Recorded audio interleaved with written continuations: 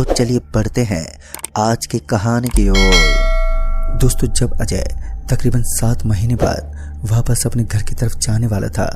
अजय एक private company में job करता था। अजय को 7 महीने के बाद छुट्टी मिली थी।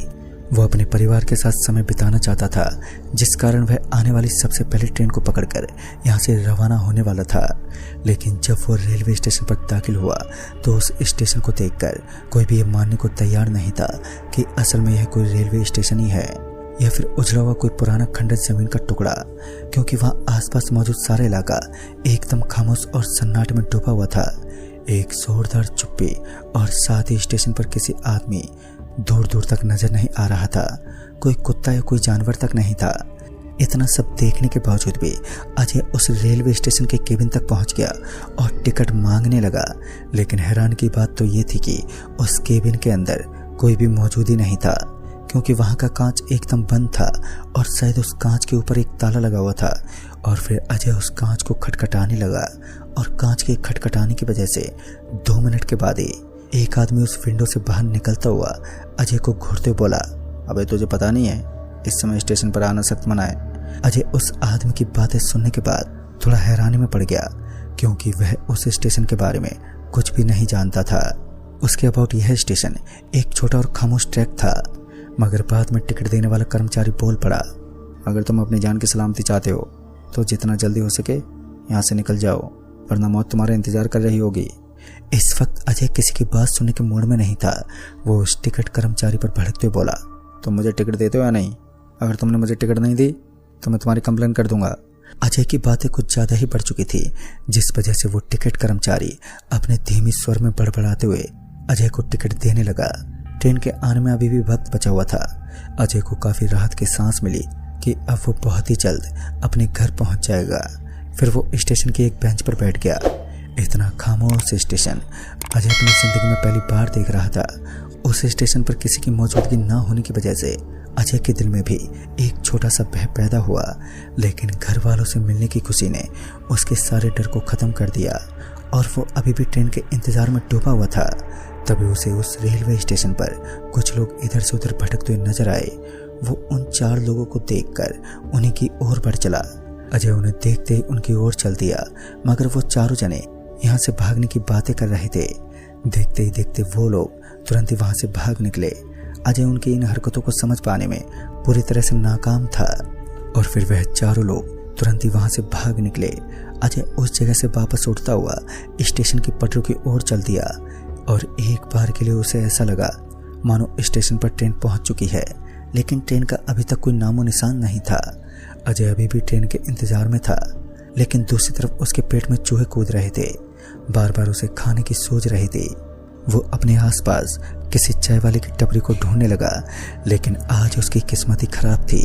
उसकी भूख बढ़ती जा रही थी और तभी उसकी नजर रोशनी से चमचमाती हुई एक दुकान पर पड़ी, तो वह बिना कुछ सोचे समझे उस दुकान की तरफ चल दिया।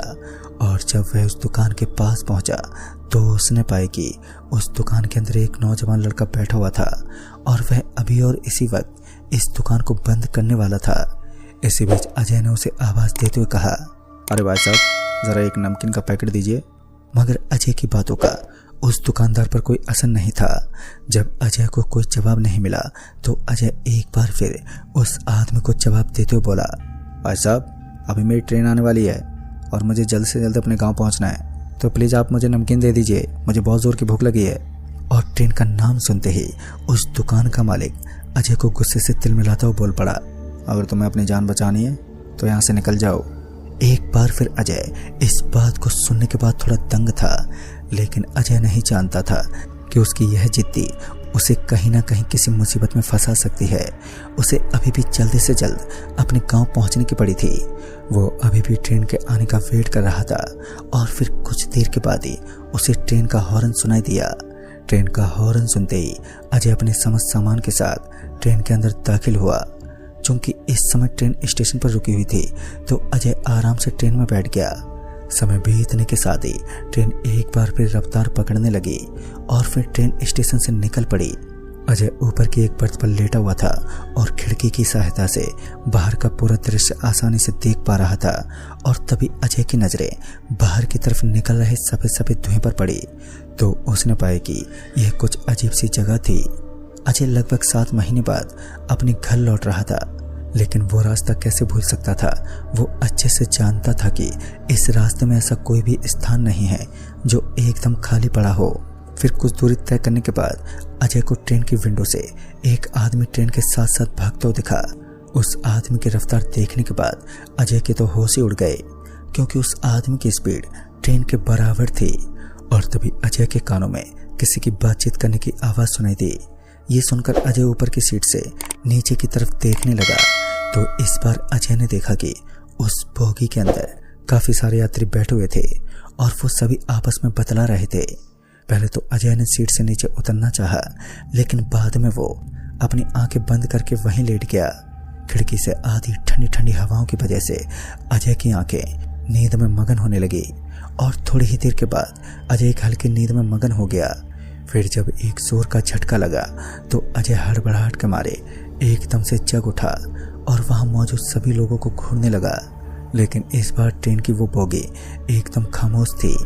इस बार बोगी के अंदर अजय सिर्फ खाली पड़ी सीटों को देख सकता था, क्योंकि अब वहां पर कोई मौजूद ही नहीं था।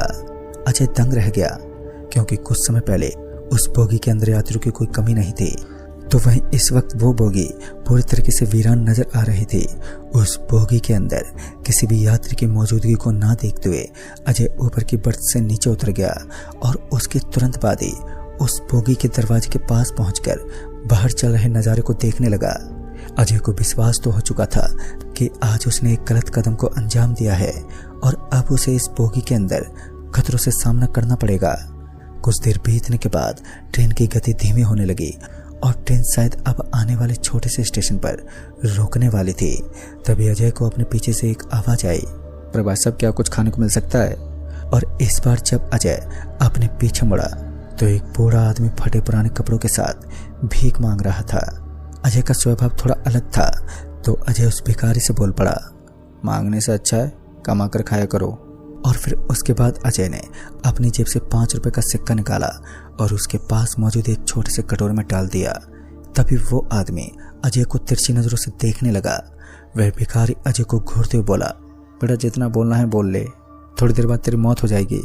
उस भिखारी की बातें खौफ से भरी हुई थी और इसके आगे अजय के मुंह से एक शब्द तक नहीं निकल पाया, क्योंकि बाद में अजय ने दहशत का एक तूफान देख लिया था। जिस बोगी के अंदर अजय दाखिल हुआ था वो ट्रेन की बोगी धीरे धीरे मांस और खून से लदालद भरपूर होने लगी। उस बोगी के अंदर एक गंदी बदबू अपना कहर बरपाने लगी। अजय को कुछ समझ ही नहीं आ रहा था। जब ट्रेन की रफ्तार धीमी हुई तो फिर अजय बिना कुछ सोचे समझे उस स्टेशन पर नीचे उतर गया। देखने में तो वो स्टेशन बहुत ही छोटा और शांत महसूस हो रहा था, लेकिन दूसरी तरफ उस स्टेशन की सच्चाई अजय को कहाँ मालूम होने वाली थी।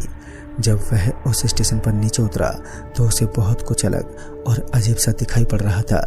एक शांत वातावरण के साथ एक भयानक सन्नाटा उस स्टेशन की एक अलग ही पहचान बना रहा था। और तभी अजय की नज़र पास में बनी एक मांस की दुकान पर पड़ी तो अजय उस दुकान को देखते ही उस दुकानदार के पास पहुंचा और बोला, भाई साहब ये कौन सा स्टेशन है और मेरे साथ आज कौन कौन सी हरकतें अंजाम दे रही हैं? वो दुकानदार कुछ पलों के लिए अजय का चेहरा देखता रहा, फिर वह एकदम से बोल पड़ा, आज आपने अपनी मौत की तरफ पहला कदम उठाया है और शायद अब आप जिंदा भी नहीं बच सकते। अजय भी थोड़ा सहम उठा और कहीं ना कहीं उसके मन में भी यही ख्याल था कि आज उसने बहुत ही बड़ा और गलत कदम उठाया है। वह तत्काल उस स्टेशन से निकलना चाहता था, मगर इस स्टेशन से निकलना इतना आसान भी नहीं था। अजय डरा सहमा उस दुकानदार से मदद मांगने लगा। पहले तो वह दुकानदार आगे कुछ बोल नहीं पाया, लेकिन बाद में वह दुकानदार एकदम से बोल पड़ा, तुम जिस जगह पर खड़े हो वह तुम्हारी दुनिया नहीं बल्कि प्रेतों के द्वारा बनाई गई एक खौफनाक दुनिया है, जहाँ पर इंसानों का दाखिला सिर्फ एक नकली ट्रेन करवा सकती है। एक ऐसी मायावी ट्रेन जो एक स्टेशन से निकलती है, मगर कोई आज तक उसका पता नहीं लगा पाया कि आखिर वह जाती कहाँ है। अजय की जुबान से कुछ ज़्यादा शब्द बाहर नहीं निकल पाए, लेकिन वह बार बार उस दुकानदार से अपनी जान की भीख मांग रहा था। फिर उस दुकानदार ने बताया कि सालों पहले उसे भी उस ट्रेन के अंदर धोखे से बैठा दिया गया और बाद में उसे हमेशा हमेशा के लिए इस दुनिया में एक आत्मा बनाकर कैद कर दिया गया। अजय बेहद सहजता के साथ समझ गया कि उसे भी इस दुनिया के अंदर एक आत्मा के रूप में कैद कर दिया जाएगा। फिर उस दुकानदार ने एक ऐसी बात बताई जो इस कहानी का एक टर्निंग पॉइंट साबित हुई। दरअसल उस दुकानदार ने बताया कि तकरीबन 2 किलोमीटर आगे एक बहुत ही बड़ा मंदिर पड़ता है जो आत्माओं का भगवान का मंदिर भी है। तुम्हें बस किसी भी तरह वहां तक पहुंचना है और अपने हाथ जोड़कर उस मंदिर के सामने प्रार्थना करनी है कि तुम किसी भी तरह इस दुनिया से बाहर निकल सको। फिर क्या था, अजय अपने तेज तेज कदमों के साथ उस मंदिर की तरफ चल पड़ा जो वहां से तकरीबन 2 किलोमीटर आगे था। वहां पर पहुंचने के बाद अजय ने वही किया। जब अजय उस मंदिर के पास पहुंचा तो अचानक उस मंदिर की घंटियां जोर जोर से बजने लगी, मानो उस मंदिर के अंदर किसी भूत ने प्रवेश किया हो। अजय अपने हाथ जोड़कर प्रार्थना करने लगा कि वह जल्दी से जल्द इन आत्माओं की दुनिया से बाहर निकल सके और इतने में ही उसे किसी के कदमों की आहट सुनाई दी। वो चाहकर भी पीछे नहीं मुड़ा और वह उसी जगह पर एकदम स्थिर लगभग 5 मिनट तक प्रार्थना करता रहा। फिर उसकी आंखों के सामने एक तेज तेज रोशनी चमकने लगी। रोशनी इतनी ज्यादा थी कि अजय अपनी आंखों के सामने अपने दोनों हाथ लगाकर अपने सर को घुटनों में देकर बैठ गया। फिर जब उसकी आंखें खुली तो उसने पाया कि वह एक रेलवे स्टेशन पर बैठा हुआ था और इस रेलवे स्टेशन का एक एक कोना सन्नाटे में डूबा हुआ था। ठीक से देखने पर पता चला कि यह वही रेलवे स्टेशन था जिस स्टेशन से अजय एक मायावी दुनिया में दाखिल हुआ था। और अपने चारों तरफ के नज़ारे को देखने के बाद अजय के शरीर में खुशी की लहर दौड़ पड़ी।